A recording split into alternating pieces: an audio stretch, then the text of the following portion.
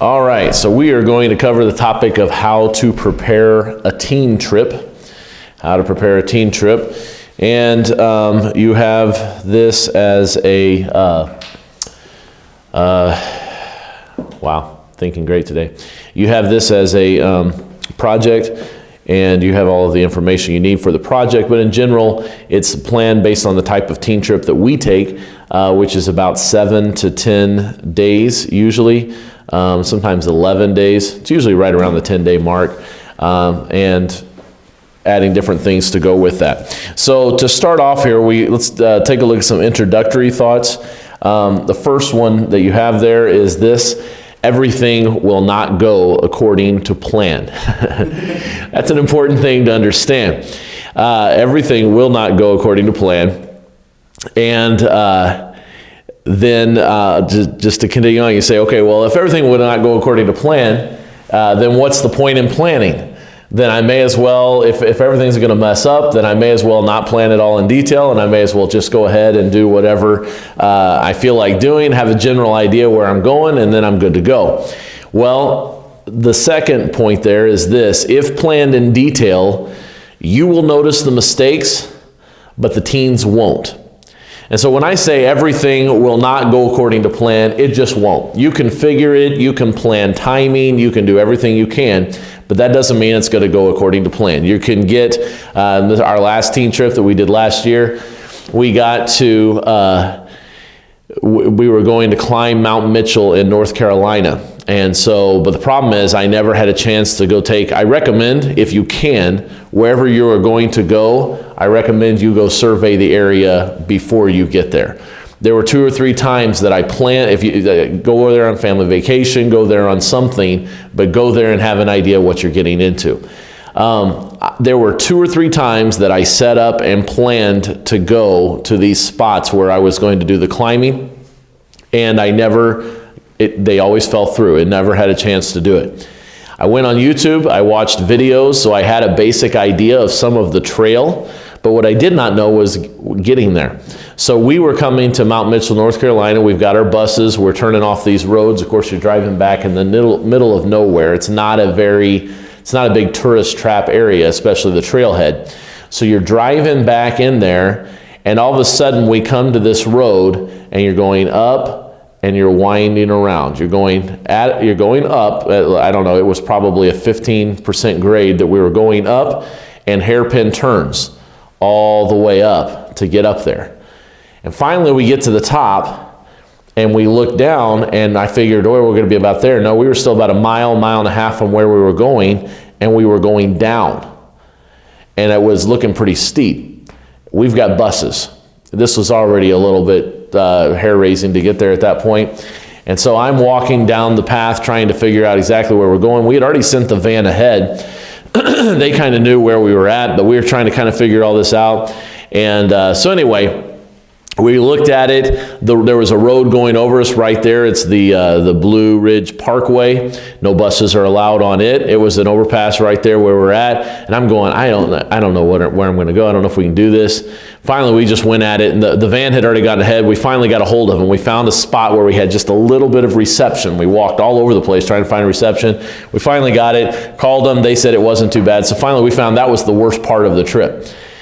But the point is, we were already supposed to have started climbing about an hour and a half before we got to the end. We needed to do our climbing. We needed to get it all done back down before dark so we can make it to the next place that we had to get to. You're going to have to prep your lunches for the next day. There was all this stuff we've got to do. Simple fact is, I looked at it. I looked on the map. I kind of had an idea. I watched some video. I did some Google Street. I did everything I could do to plan it. But some things were not going to completely go according to plan. We got back down to the end of it that night. Well, we had somebody twisted their ankle when they were up there. The rest of us were already down. We can't communicate with them up there. We had no idea how far they were. So all of this, it's getting very late, and we're coming down, and then finally everybody got off the mountain and we're coming down. We were already supposed to have started preaching. I was planning on preaching at the bottom of the trailhead, but we needed to get out of there and get to where we wanted to go, so we had to split up to do preaching on 2 different buses. I only planned on one preacher. A little hard for him to preach on 2 buses, and where we had to go was not long enough to let him preach on 1 bus and then run to the other. So what do? I grabbed my Bible, I grabbed the sermons that I had brought to preach, and I jumped on the other bus, sat there for about 5 minutes, figured out what I was going to preach, and I preached to 1 bus while the other guy who was scheduled to preach to the 1 bus preached to the other one. And I don't remember this time, it was the 7th and 8th grade bus, I think. And I think what I ended up doing was I preached the same sermon that I had just preached to the 9th through 12th grade or whatever. Anyway, whatever it was, however I did it. All I'm simply saying is I jumped over there, I got ready to go. As far as the teens know, we always planned on preaching on 2 buses. They have no idea. But I was kind of scrambling. I remember grabbing my Bible, and my wife's like, well, what do you want to do about food? I said, we had already kind of fed everybody. I said, look, I don't even know what I'm preaching yet. I got to get on this bus and figure out what I'm preaching, and let's just go. And so you just kind of run. And of course, we had to circle the hotel a couple of times because I wasn't done yet anyway. But that's all kind of par for the course. So the point is, if you plan in detail, you notice the mistakes because you already know what was going on. You know what you were going to do, but the teens won't notice the mistakes. The third point there, if not planned in detail, you will have a disaster. The reason I was able to make all of those quick decisions was I knew the amount of time once I got off that mountain. I didn't know the amount of time on those about 10 miles of road that was twisting and turning. But after I got off of that, I knew how long it was supposed to take me to get to the hotel. I knew about how much time we had to do on all that stuff because I had planned it in detail. If I had not, we would have really been in trouble. I would have said, I have no idea how far it is to the motel. Let's just preach, or I'll wait a half hour to preach, and the next thing I know, I start, and we're at the motel, and the kids are getting restless and all that kind of stuff. So doing all those things are important. So let's get to some planning details.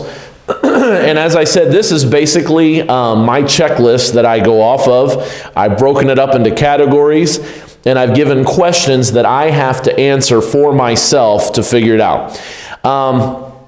I would say the first 3 categories here, parts of them, you're kind of figuring out simultaneously. So while I've given you an order, you're probably going to be figuring these out a little bit around the same time. So the first thing you got to do is choose your dates. What dates are you planning on doing this? We plan this well in advance. Usually, I know a year and a half in advance when the teen trip is going to be. I know how long I'm going to go. I may not have all of my details exactly, but I know my general time frame, and I have it all figured out. And one of the reasons is, like for us, we have to ask this question, we have to answer this question, where does it fit in the church calendar? We already have a number of things going on. For instance, I already know I have a special thing in May, but I already know what I am doing for the teens next, and I know when I'm doing it next year. And I know where it falls because we also have a retreat that we've got planned. We've got other things that we've got going on. Like this year, we had this Mexico trip where some were gone just the last week. So we've got all of these things going on. So you have to take a look at your church calendar, figure out where it fits in. The other thing you got to ask yourself, though, is this: what time of year is appropriate for the destination? What time of year is appropriate for the destination? There are some places you don't want to be certain times of year, or you can, but it's not going to be near as comfortable, okay? For instance, Grand Canyon, middle of July. Not always the best idea. Doesn't mean it hasn't been done, but it doesn't mean it's always the best idea. Even Washington, D.C., if you're doing a trip out there, middle of the summer is murder. At the same time, we went a couple years ago when we went around May. We didn't even realize that for D.C. was their busiest time for running people through the Capitol building. That was the least amount of time I've ever spent in the Capitol building. Of course, I went back before 9/11, and you actually got to walk around the hallways and all this kind of stuff. You walked up into the building. You don't get to do any of that these days. They run you underground and all this kind of stuff. But they ran us through. We were all listening to it. They had like 15 tours going on at one time, and you're listening through headphones to your person speak. And I walked by John Boehner's office, and I was wishing I had a backbone so I could give it to him. But anyway, I literally made that comment outside his office. I said it as loud as I could. Hopefully he would hear it. For those of you watching the video, that was the weeper of the house. I mean, the speaker of the house at the time. So anyway, but we got to do that. But there's certain times of year that aren't necessarily a good idea. So you want to pay attention to those, especially hot summer times, if you can go for a little bit cooler time, but other times you got to watch for rainy time. So it depends on your destination. That matters a little bit. The second thing you need to choose are your chaperones. You need to choose your chaperones. Questions you have to ask yourself in trying to determine the answer to who is going to do it is, one, how many drivers are needed? If you're doing a trip out west from where our current location is, and you're looking at a 20-hour drive, you're looking at driving through the night, you need a lot of drivers. When they did the Florida trip recently, they needed, well, a year ago, but they needed a lot of drivers for that. For instance, our last teen trip, we were never in the bus for more than 5 hours. We were never supposed to be in the bus for more than 5 hours before we got to the next spot. And we usually weren't more than about 6 or something like that.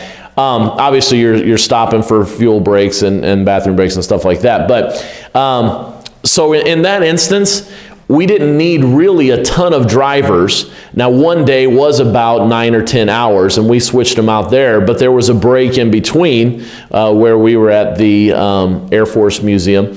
And so you just kind of figure it there. You need to see how many drivers you're going to need. But if you're driving through the night, you need a lot of drivers. You had a question? Yeah, so about chaperones. So like here we have plenty of youth workers. Yes. Things like that. But if you go maybe to a smaller church. Right. Like, would you recommend bringing parents along? I mean, that's... It would all depend on the situation. And that would go to, let me go ahead and give you a couple other, these two other points, and I think I can kind of answer that a little bit. 2 is what couples are available, and 3, what youth workers are available. And so the answer to your question there, it would kind of depend. I would say more than I would consider parents. I'm not saying I would rule out parents, okay? But that's not my consideration in choosing my people. My consideration in choosing my people would be your more reliable, upstanding people in the church, and that can get along with teenagers. Not all parents get along with teenagers, just for the record, even though they've got teenage parents, okay? So, even though they've got teenage parents, even though we hope not, even though they've got teenagers, that doesn't necessarily mean they're the right fit. So that's what I would say. For instance, when I was in Missouri, we would go, our teen trip was camp, and we would go 8 hours away to a camp. I was single, so I didn't have the advantage of my wife, having a wife to be there. What I did was I utilized some godly women in the church.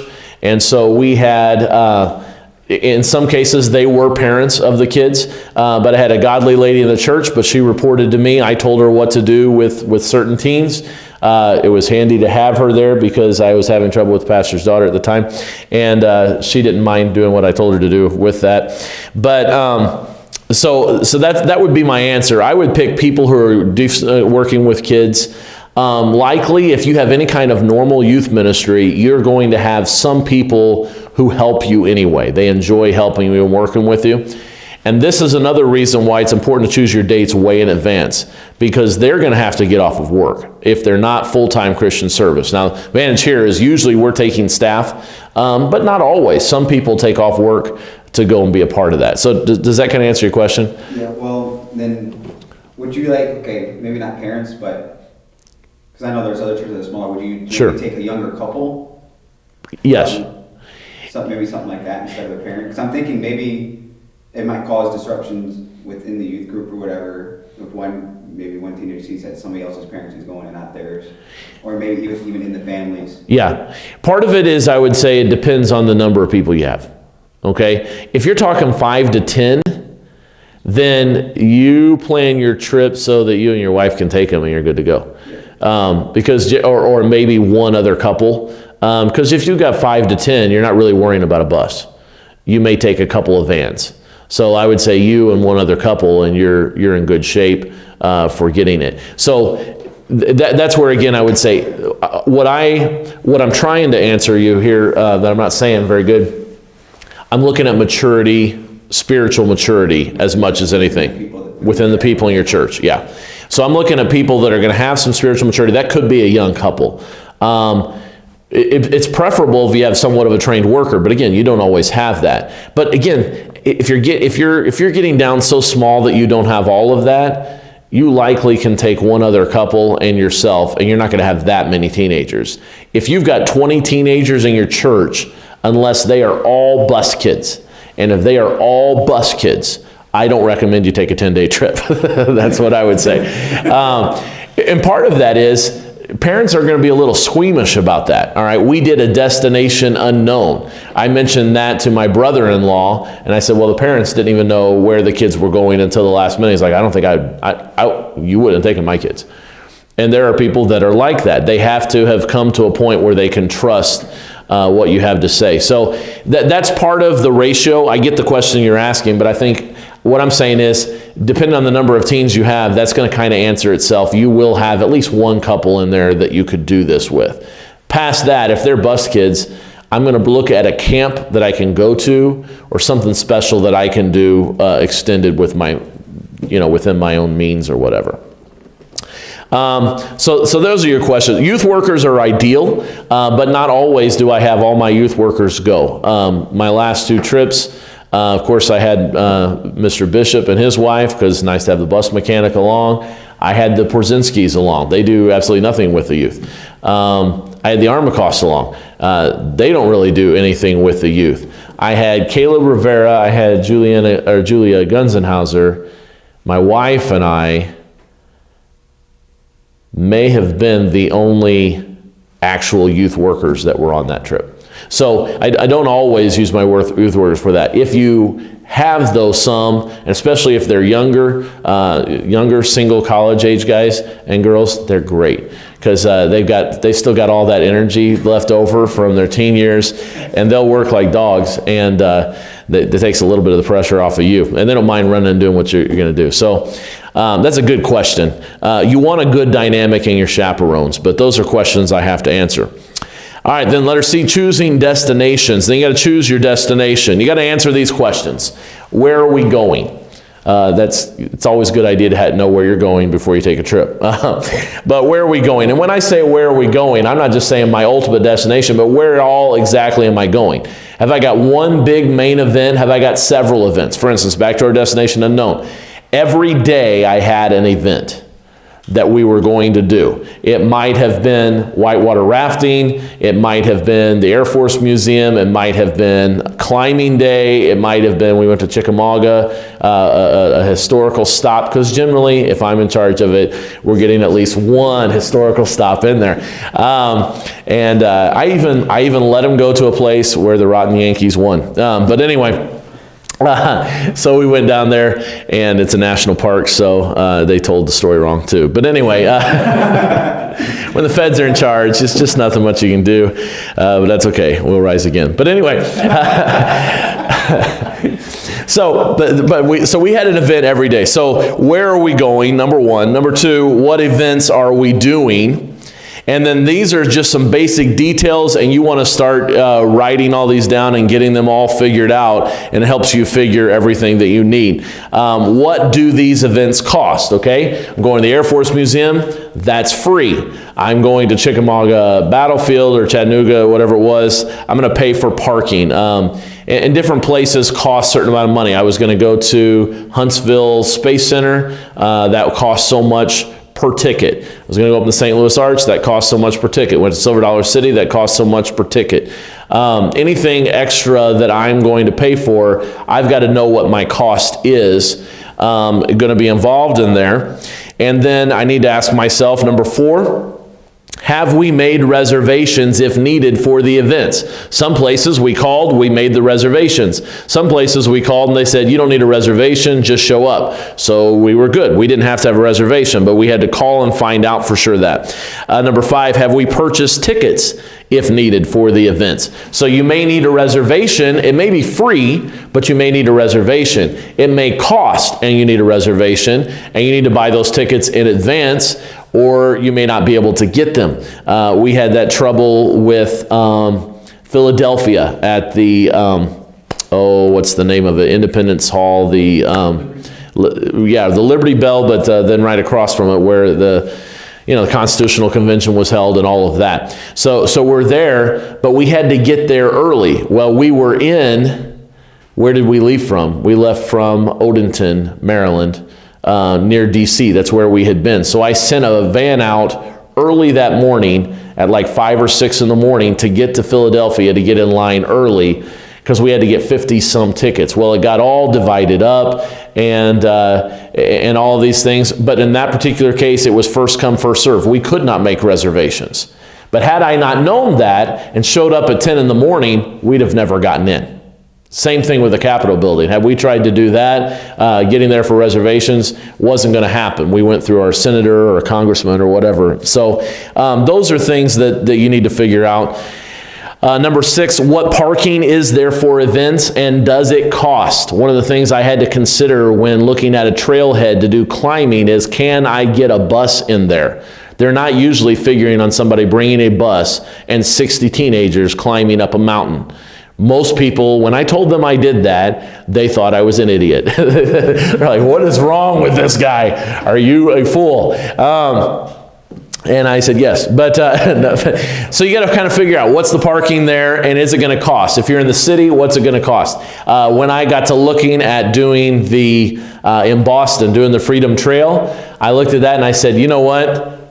We're parking out of the city and we are riding the tram in. There's just no trying to get a bus down there, try to walk the Freedom Trail, and so that's what we did. I've done that in D.C. a number of times. I park and ride, go in, and we walk through all of it. Just make sure you know where the trams are at also. I did that once with my wife, and we were going to walk down and see the Lincoln Memorial, and then I was going to go back and catch the tram to Arlington. And by the time I got to the Lincoln Memorial and I got to looking at it, I had miscalculated. I realized it was going to take me as long to walk back to the tram as it was to go ahead and walk across and get into Arlington National Cemetery. And we had it takes about 15 minutes walking all uphill once you get in the cemetery to get to the Tomb of the Unknown Soldier. And from the memorial, you got to walk across the bridge and get over there. That was another 15, 20 minutes. And we had 35 minutes to make it to the last changing of the guard. So we were hoofing it. So I'm just saying, make sure you double check all of those things. That was a personal time, but anyway. So what parking is there for events? Number 7, what specific age and or name information of teens do I need for events? I found a lot of places that 15 and under are free, 16 and up cost. Other places, under 18 are free, 18 and up cost. But if you've got seniors, you could have some that are 18 or 19 or 20. But anyway, you can hopefully not. But anyway, you're going to have a few of those. So what ages, what name information do I need? Again, you're going to a government building. Who knows? They may want your DNA. There's all kinds of things that they may want. So.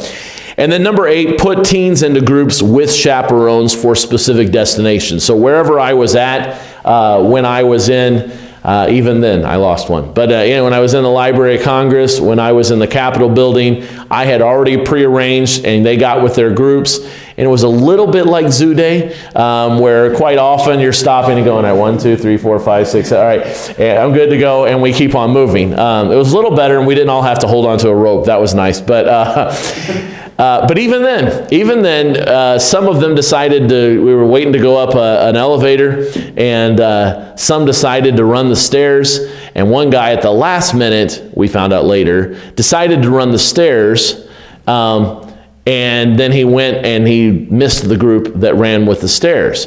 And we all took off. We left the Library of Congress. We had an appointment over in the Capitol building. We got into the Capitol building. My group met Joe Bishop's group, and he said, hey, just so you know, Stephen Dickey, the people called from Library of Congress, and they had Stephen Dickey over there. And so he had to run over and meet him. He had decided at the last minute. So after that, Jonathan Smith got what we called Dickey duty. And he always made sure that he was there. But you're always going to have one or two, usually 7th and 8th graders, that could happen on. So you want chaperones, especially if you have a larger group, watching a smaller group, and it just helps with organization. Okay? Letter D. Then once you've got all this figured out, you want to start preparing the teens. Now you've got a couple points that say prepare teens. The first one, prepare teens in advance. What is the cost? They need to know that. What are the payment due dates? We like to spread our due dates out for our payments over a period of time because then that way they can make, like usually it's about $250, $300 for our trips, but they can make payments of $75, $75. Usually the $50 payment is to sign up, and they have to get that. Number 3, when do the letters go out? So you need to take a look at what letters you need to put out there with all your payment details and set some deadlines on when you're going to get those letters to go out. Different types of letters, I've got some there. So you have a payment letter. With the payment letter, I outlined the different dates that their payments are due and what those payments are and their deadline for getting registered. I have a requirements letter. With that requirements, especially if there's, pretty much with any, we have a workout requirement, but especially if we're hiking or climbing, we have specific ones for that. But then I have sermons. I have some reading that I want them to do to get themselves spiritually ready. And then shortly before the trip, within the last couple weeks before the trip, I have a things to bring letter. I want to make sure they know exactly what they need. Because there will be some things that are specific to the area you're going to. Like, for instance, you wouldn't need it as much going out west, but where we were going was much more humid climate because we were in the Smoky Mountains. And so, mosquito repellent and stuff like that, we took that, and that was helpful. All right, then, so number 4, yeah. With these, you haven't got the requirements yet? No. No, I'm in that ahead. No, that's fine. Okay. So, well, I've gotten through the requirements. So yeah, then, so lastly, number 4 and 5, what are the workout requirements? What are the spiritual requirements? So did you have a question with that? Yes. With the requirements, you have a test for them? Like, not like a written test, but I know maybe like workout? Yeah, it depends on what I've got. Okay. For instance, when I went to DC, I wish I had done a little bit more working out with them then, because when we did Boston, the Freedom Trail, it was like the hottest day possible, and some of them were about to pass out because I had not made them, they were very minimal. But for the climbing requirements, yes, we had a workout requirement, and they did have to pass the test if they were going to climb. It wasn't necessarily contingent on them going, but they had to if they were going to climb at all. But if that had been our whole trip, then I might have said no. What kind of like spiritual? Okay, so spiritual requirements, I might have them read a book. I might have them read like the Teenage Years of Jesus Christ, for instance. Young People's Problems, I think I had them read that the last one. I had some of them read that. Some of them, The Disciplined Life is a good book I've used. I don't remember if I used it for that or not, but I've used Jerry Ross's 21 Tenets of Biblical Masculinity, some for the guys, and the 21 Tenets of Biblical Femininity is actually good for the girls as well. So it would be maybe some spiritual books like that. It might be some specific sermons. What I have been doing is every time I hear a sermon that I think the teens would like, not that the teens would like, that the teens would need, whenever I hear one like that, I go to the bookstore and I get a copy, and I'm building a sermon library myself for the youth. So when, in that case, there might be 2. For instance, one was Pastor Allison's I Hate Rules sermon, and I made the 7th and 8th graders listen to that as a requirement. And then what I'll do is I'll put copies at the front desk or in the library. They can check them out for one day at a time. So those would be the types of things. I have at other times when things were really rough, I may have them required to show me their devotions for the last 30 days, everything that they've done in their devotions. I may have them write a letter. The one case, what they had to do, and they all had to bring it to me, was they needed to go and ask their parents before the trip to give them 2 or 3 things that were their weaknesses, and 2 or 3 things that their parents were specifically praying for them to get out of the teen trip.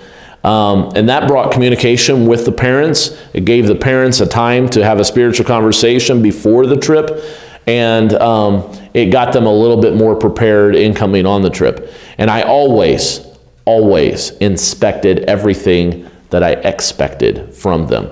So if they were required to, sometimes I've had them write a paper. If they were required to do that, I read every one of those papers. If they had to answer some questions for me, I read all those answers. And I looked over everything. That's a ton of extra work on you, but it's worth it in the long run. You'd be amazed what teens will tell you when they have to write something down. And it gives you great insight. So, like you mentioned devotions for like the past 30 days. Yeah. Would you just have them write out where they read in their Bible? Where they read, or kind of maybe explaining what they read?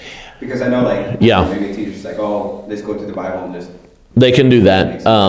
They can do that, and I can't always stop all of that. I didn't always make them write something extra out there, but I had them keep track of it. 7th and 8th grade already have our basics books, and so I will examine what they've done with that, and I can kind of see that. But past that, I have them write them down. Also gives me great information. You might remember, I think I said in our book discussion that about 50% I found that were reading only 1 chapter. That's how I found out. Would you maybe recommend or think of using maybe a devotional book? Oh, sure. Like prior to that? Oh, yeah, absolutely. It's all filled out, and then maybe you can just see that they actually... Absolutely. Especially if you have a certain direction you're trying to go with everything, then yeah, absolutely. And that's the thing, there's all kinds of ways. I'm giving examples of things I've done. There's all kinds of things that you can do. And as you're planning a trip, I'm giving you the details, but I've always got a spiritual direction that I'm going with it. For instance, our destination unknown, and I'll get to that a little bit in the devotional, but our destination unknown, I used the idea of God's will being unknown. And the whole book of Joshua, they didn't read the whole book of Joshua, wrote a lot of it. It had 10 days. And so I wrote a devotional based, it was a sermon series that I preached. And so I just took parts of it and turned it into a devotional. But through the book of Joshua, the fact there's constant adventure, well, it was great. They looked at defeats, they looked at victories, they had all this kind of stuff. So my whole theme was finding the unknown is God's will, but learning to take it one day at a time. So we had that devotion. I kind of had a theme that was going with it, and it kind of brought it along. Different devotionals that we've done have had themes. I know it might be one of you guys was on. I have a devotional from 2000 and, how long ago has that been? Was it 2008? May have been 2009. I don't know. Anyway, the youth group came out to our church. They did the Grand Canyon, then they head up to Jackson Hole. Is that you guys? Okay. So you guys, I think Tom Almanza may have done that one, or he did a devotional book on animals. It was different animals, and it had a different direction, something about that, if I recall correctly. There was something like that. So you have a certain theme, and your devotional can kind of set some of the theme for that. So if you find something that goes along with that, absolutely include that as a spiritual requirement. So what are the workout requirements? That was number 4. What are the spiritual requirements? Number 5. Okay, letter E, choose a music play. Now you may or may not do this. First year I did, last time I did not. And part of it depends on the attitude in the youth group. One of the reasons for us doing a music play is when we show up at a church with 60 teenagers, quite often we are totally disrupting their service just by being there. And so it gives a good avenue to just say, hey, can we make it easier on you and let us just do a play for you and preach or whatever, and kind of do that and do it for your church. And it's a blessing to the church. This last time, we were having a lot of problems in the youth group last year. That was a rough year. school year. And I knew it coming into it. I knew exactly what it was going to be. I felt that the last thing in the world our teenagers needed to do was be put on display and think that they were something and have a bunch of churches tell them they were something. And it just worked out that the churches I was in were big enough that we just got swallowed up in them. We were at Pastor Allison's church. We were in the middle of a missions conference in Tennessee. And so we were there. We added bodies there, but we didn't take over anything. And they had to sit and listen to Pastor Allison preach and Dr. Gambrell. It worked out beautifully. So they had to sit and get, and that's what they needed. But a lot of the rest of the times we do a music play. So you need to ask yourself, number one, what is the play that we're going to do? Who is playing the piano? If it's not a teenager, then you need her as a chaperone. That helps determine your chaperone, which is the reason the Porzinskis, not the only reason. Mr. Porzinski was okay. No, I'm just kidding. That's a joke. If you're editing this, it's a joke. But anyway, Mr. Porzinski and Mrs. Porzinski were a blessing on the trips, and then she was there. She could play the piano. Who's doing the speaking parts? You can figure that out, get them to them. Number 4, where are we performing the play? And when I say where, I get to that in the next point. Number 5 goes with that. How big is the place we will be performing the play? One church, we did it when we were in the DC area, and literally the back of my heel of my foot was on the edge of the platform the entire time I was leading, and the closest person in the choir was about 2 feet away. I had the podium, I had a little music stand, and they were about right there, and the rest of them were like this behind it. And that was just the size of the stage that we had, and when we put our 40, 50 teenagers up there, it pretty much filled it. So you need to figure that out also, and you don't, when I say play, it's good to have something that has speaking parts but doesn't have to have a whole lot of acting, because you may not have a whole lot of room. All right, letter F, get your lodging. Get your lodging figured out. So you got to answer these questions. Number 1, where are we staying? I know that's a logical question, but when I say that, I mean hotels, churches. We could not travel and do what we do for $250 and stay in hotels every night. You just could not do it. Being able to stay at churches helps us tremendously. But when we stay at the churches, you need to find out, number 2, what are the accommodations? What are the accommodations? And when I say accommodations, how many showers do they have? Again, you guys have grown up here, so you know the 3-minute shower rule. But that was usually not followed. But anyway, but you get as close to it as you can. But I know the last trip, I knew it was going to be nasty. We got done with Mount LeConte in Tennessee, got down from there. Again, somebody hurt themselves and they had to be carried down the mountain. And it was 5 hours. Now, the beauty is we were on Eastern time and we were going back to Central time, so we were going to gain an hour. But it was 5 hours to Pastor Allison's church. We've all just climbed a mountain. We're filthy, we're dirty, it's horrible, it's 10 o'clock at night, and there are 2 showers there. That was it. One on the guy's side of the baptistry, one on the girl's side of the baptistry.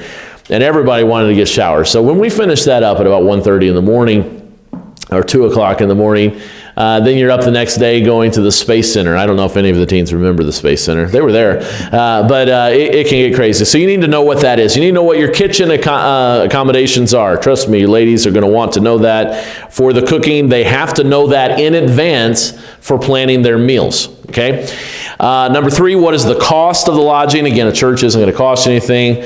Number 4, at what locations are we for each night? So you want to break that down on your itinerary. I'm going to be in Memphis, and I'm going to be at such and such church. I'm going to be in Knoxville, and I'm going to be in a hotel. But I'm going to be there, and not at a local church. But anyway, I'm going to be some different places like that.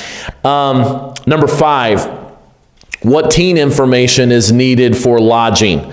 You want a breakdown of guys versus girls. When you're coming in and you're taking up 14 rooms anymore, even Priceline, they insist on you getting a big group thing. They want to know, some of them wanted to know exactly who was in every room. And so we told them 4 of every 6 people that was in every room, and made sure that they had their names, and they would give us those names and those keys, and then half went through the front and half went out the side. But anyway, you want to know those breakdowns. Places need to have those breakdowns. Number 6, then you want to go ahead and divide your teams into room groups for the hotels. And with that, you want to think about who are your responsible teenagers, who are your clowns, who do you need to divide up, who's a danger. The ones that are trouble, sorry, but the single college guy, single college girl, they get that group. But you want to think who is going to be taken care of and who needs to be taken care of. And then number 7, make sure you send confirmation letters to the pastors. You called them, you've asked them if you can stay there, they've given you their permission. You want to send a confirmation letter, you want to have the numbers, phone numbers, all of that stuff, and you want to make sure they know when you're getting there. All right, I need to move. Letter G, you need to get devotionals. You need to get devotionals. We generally write our own. You need to figure out these things concerning the devotional book. Number 1, what is in the devotional book? And by that, I usually give them the itinerary, except on the destination unknown. In that case, I gave them a riddle.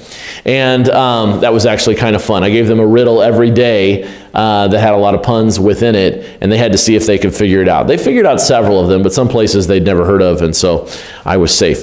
Do you want to throw some fun facts about the areas you're going to? Are there any specific songs that you want to sing that you want to put in there? Like we did the Alabaster Box and Home at Last. We did that on our last trip, so I put those in the devotional book because they're not as familiar with the words of those songs. And maybe some others that I think I actually put the words to I Want That Mountain, of course, in the last one also. Just things like that. Number 2, who's writing the devotional? And you might also put when does it need to be done by, a due date there.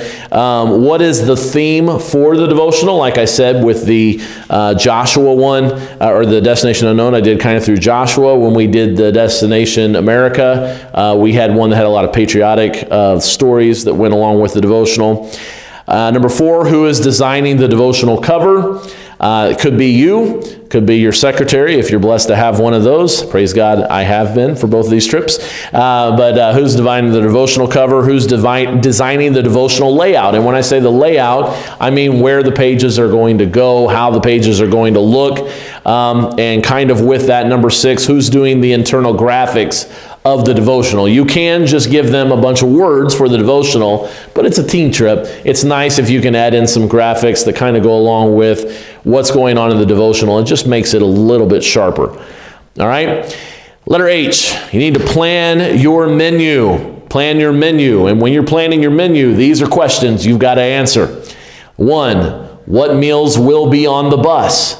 You cannot fry hamburgers on a bus, okay? So you've got to look at that. And with that, so, okay, sandwiches again. It doesn't always have to be sandwiches. Sometimes we planned ahead. We found a Walmart on the trip, and we ordered, 75, 100 pieces of chicken and some potato salad or whatever. We had all of the stuff there, and we had all our utensils. You can do some things like that, but you just have to plan and know when it will be. Number 2, what meals will be at a church? And that's why you need to know your church lodging accommodations, so you can plan what meals will be there. Number 3, what meals will be at a hotel? Always a good pizza day. Also, always a good idea to find a hotel that's got a free breakfast. Oh yeah, it's worth it to pay just a tad more and get a nice breakfast, especially if you can pull on one we were in the South. I had biscuits and gravy every day we were at a hotel. It was just wonderful, it really was. Not the best biscuits and gravy, but it was still biscuits and gravy. Bless their hearts, it was good. All right, number 4, what preparation will need to be done on location? This goes into factoring your time. How much time do you need to plan the meal? How much time do you need to prepare? One instance, we were at the Minuteman National Park, and we were frying burgers that night. So we dropped off everybody to walk along part of the trail that would have been what the Minutemen followed, and then the bus went on ahead, pulled out the stuff, they were cooking it, and they were just about ready for us when we showed up. Number 5, what specific ingredients are needed for each meal? You need to plan it all the way down, especially you got a lot of kids. How much do you need of everything? Quick note, if you want to throw it in there, we usually figured about 1.5, whatever the serving size is on something, we usually figured for 1.5 people. So if I had 60 people, I was figuring for 90 servings. That's figuring about half of them to come back for seconds is basically what you're doing, and that's pretty sufficient to fill everybody, okay? And then number 6 is everything divided and packed according to meal and day. And so you guys probably remember this too, but every box or boxes are labeled for the day, and you've got all the ingredients that are necessary. Sometimes you're spreading the ketchup or the peanut butter and jelly, not for the same meal, but back and forth between the different boxes, but you've got all of that. All right, now letter I, get gifts for the teens. Get a gift for the teens. What is it going to be? That could be a t-shirt, it could be a water bottle, it could be a water bottle and a pen, just depending on how much money you're planning on spending on that. So you got to figure out, number 1, what is it? Number 2, what does it cost? Number 3, what design is needed? Number 4, when do we need it by? And number 5, where are we getting it from? I know that you're like, do you sit there and look at all of those questions? No, but I look at all the questions. Do I sit there and answer every one of them and write them out? No. But this makes me think through, where am I getting this from? Who's doing all these details? And this keeps me from missing a detail by having all of this down for myself. Now, both times I've done t-shirts, and we already have a place we do the t-shirts. We do t-shirts for camp. We do t-shirts for empowered youth. We print banners from the same place. We do everything from the same place. So that's kind of a set thing for us. We pretty much know the cost, and I pretty much know. We give them the idea for the design, and sometimes they do good, and sometimes we about have to design it and give it to them. But you got to figure all that kind of stuff out. Letter J, then we're getting now closer to trip time, so you need to get your supplies as you're getting ready. I don't have a specific time frame here, but you're looking at 1 to 2 weeks out right about now. So number 1, bus preparation. What do you have to do to prepare the bus? And that includes mechanically, that should have an etc. right there, by the way, but how many seats are going to have to be taken out to fit all of your luggage, all of your clothing, hang-up clothing. If you're staying in churches, you need a hang-up bar. Where are you putting all of the food?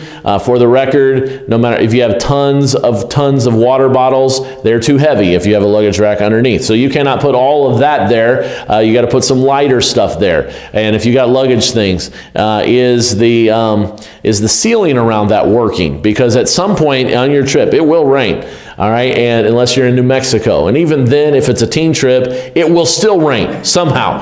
All right, I've been at the Grand Canyon and it snowed, and it was June. It can happen. So you want to think through all of that kind of stuff. Number 2, your food equipment. We always carry a camping grill with us, and we have the utensils. That helps us to be able to cook more hot meals and not eat peanut butter and jelly every meal.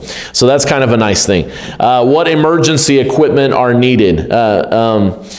Is needed. We had first aid kits for every bus. You've got all your basic requirements for your bus, your flares and all that kind of stuff. But not flares, reflectors is what I'm talking about. CDL stuff. But also you're going up the mountain, so we had different emergency equipment that we needed for that. And then trip specific equipment. This last trip we carried bear spray. Because we needed it on the climb that we were doing. So you want to think of stuff like that. Insect repellent, coats, no coats.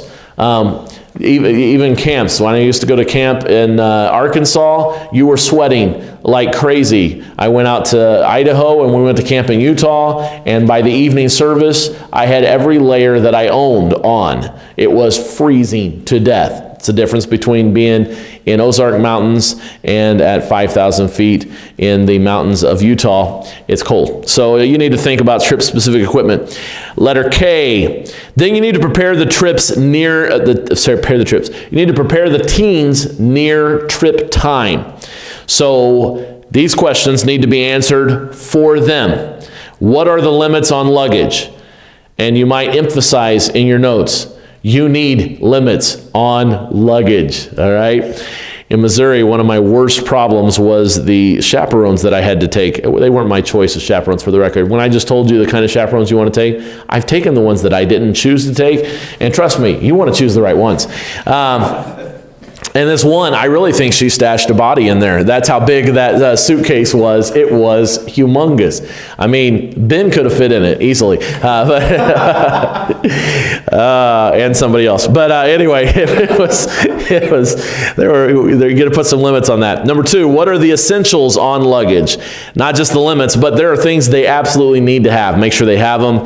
3, what time are we leaving? 4, what time are we loading? Those should be different times, in case you didn't think of that. Number 5, are the parent release forms signed? You need some kind of legal authorization and release form. You'll see some examples, I think, in those books. But you need something releasing the kids. And if you've got any kind of parental custody battle type thing going on, you need authorization to cross state lines, all this kind of stuff. You have to think of legal things like that. Do we have all needed medicine for teens? Some have specific medical needs. You want to make sure you have all that. And then you should have a copy of each teen's insurance card. Each teen's insurance card. This did not get proved. Do we have each teen's insurance card? That you need a copy of that in case you have to go to the emergency room with someone, okay? And then finally, very quickly, these are things you need in your trip notebook, okay? So this is, these right here, these are the trip notebooks that I take with me, and we throw the design, that's usually our design cover for our devotional, but then inside, this is my brains. And quite often, especially if I had maps and things like this, I had one for each bus, or I definitely had all my directions on each bus. So with your trip notebook, here's the things you need. Number 1, you need an itinerary. With that itinerary, just to give you a feel, so that you're like, well, how do I do all that? It's real simple. Here is the itinerary that I look at. All right, Monday, here's what I've got. That's when I'm departing. That's where I'm going. There's my daily schedule in a nutshell. Here's who is doing devotions. Nobody that morning because we were leaving early. Here's doing the preaching. If I haven't divided up, it means they're on different buses. Here's where my lodging is with all the contact information. Here's my menu for each meal and who is helping with each of those things. I have it all right there so that I can look at it and I can holler out those instructions as fast as possible. For the record, I usually always have that in my devotional book also. But anyway, so in your itinerary, you want to have your lodging. You want to have your distance, how far it is between places, the approximate amount of hours it's going to take to travel there. And you usually figure you're going to have a little bit more if it's a huge distance because you're going to have a stop. And if you're stopping with 2 buses and you're fueling up, it's a minimum half hour. You know that's going to happen. It's going to take that long to get everybody through there, and you want to find a truck stop to get as many people through the bathroom as possible. If you find one's only got one, you're in trouble. Or you do like we did at one point in Arkansas, and you hit 4 places at one time. You just pull in one general area and send everybody running. But anyway, do what you got to do. Number 3, what are the events on the itinerary? Number 4, what are the approximate times? That everything needs where you need to be and all of that kind of stuff. Letter B, have maps. Okay, for this generation, please listen carefully to the following instructions. Printed directions from place to place. Do not just rely on a phone GPS. Did you guys hear that? Did you know that that existed? You can even do it on a computer. It's amazing. I say that, and then number 2, have an atlas. Yeah, a physical, turn the pages atlas. You say, is it that big a deal? Yes. I've never been on a trip where somebody, especially that has a smartphone, their phone is not dead at some point. And you're like, where are we going? I don't know, my phone's dead. Now, it is helpful to have that Google Maps and the fact that Google is spying on us and tracking us everywhere. It is helpful to find out. One time we were spared probably sitting on the interstate for 4 hours because somebody with a fancy dandy smartphone looked ahead and said, there's a lot of traffic, let's redirect this other way. But the other time when the maps told us it was okay to take a road and we got on that road and figured out the buses were not supposed to be there, and we're trying to drive down this road, and the limit was 13 feet, 10 feet, 9 feet, 8 feet. And we're going through the middle, but we're going, if we were on the side of that, it was this nice, beautiful road, this old, beautiful bridge, but our buses were going to scrape the top. And we said, we got to get off this road. The guys with the phones are going, how do I find that? On that little bitty screen, they're trying to find it on a map. We popped open the atlas, figured out how to get where we needed to get, and we could go there. So always have these things as a backup. Never rely on technology to get you anywhere. Always have hard copies. You may think that's silly. That's fine. I will laugh at you when you get stuck. Letter C, make sure you're in the book. You've got all the contact information. Letter D, all the confirmation letters. Letter E, all the menus. You want everything laid out exactly what you need. Letter F, medical information. Again, all the teen insurance cards. You need to make sure you have all of that with you in your book. So everything's in one spot. All your authorization and release forms, you want them there. And then a preaching schedule with locations. And when I say locations, where they're going to be preaching. That way you know if I'm going to be preaching on the bus, I need more than one preacher if I've got more than one bus. If I'm going to be preaching on location, where am I going to meet to preach? One day we were driving back and we picked out a couple times we've had to do this. We just found a park at a city that was halfway in between where we were going, stopped at the park, ladies got the food ready, we did the preaching, and we had it ready to go. But I knew all of that in advance, and I have all of that down in my book. Because when you're in the middle of running a trip, you're not going to remember every single detail, but you can always come back to that and you've got it all figured out. So how to prepare for a teen trip. Ton of stuff goes into it, spends a lot of time, but if you get all that stuff ahead and planning, everything will not go according to plan, but it won't be as big of a disaster.